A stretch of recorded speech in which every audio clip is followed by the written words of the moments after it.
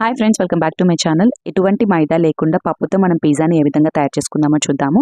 ఇలా ఒక 2 గ్లాసెస్ దాకా పప్పు తీసుకొని ఒక హాఫ్ అన్ అవర్ పాటు నానబెట్టుకోవాలి ఫ్రెండ్స్. నానిన తర్వాత అందులో వాటర్ని కూడా స్ట్రెయిన్ చేసేసి మిక్సీ జార్లోకి తీసేసుకోవాలి. సో మిక్సీ చేసేటప్పుడు ఒక 1-2 గ్లాసెస్ దాకా వాటర్ని యాడ్ చేసుకొని బ్యాటర్ని ఈ విధంగా తయారు చేసేసుకోవాలి.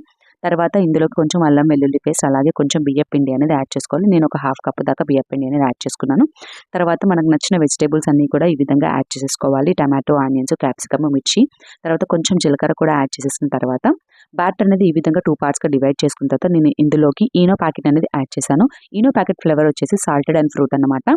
ఆ ఫ్లేవర్ ఉన్న ఈనో ప్యాకెట్ అనేది యాడ్ చేసుకున్న తర్వాత ఇది ఫ్లఫీగా తయారైపోతుంది. తర్వాత ప్యాన్ కొంచెం వేడైన తర్వాత ఇందులోకి బ్యాటర్ అనేది ఈ విధంగా యాడ్ చేసుకోవాలి. మూత పెట్టేసుకుని ఒక 2 to 3 మినిట్స్ తర్వాత మనం 2 సైడ్స్ కూడా బాగా ఫ్రై చేసుకోవాలి. దీంతో టమాటా చట్నీ కానీ పెరుగు కానీ పెట్టుకున్నారంటే చాలా బాగుంటుంది ఫ్రెండ్స్. అండ్ పిల్లలు కూడా చాలా ఇష్టంగా తింటారు. వెజిటేబుల్ తో తయారైంది కదా. ఇదండి ఈ రోజు video. Thank you for watching. Next మరొక మంచి వీడియోతో మేము ముందుకు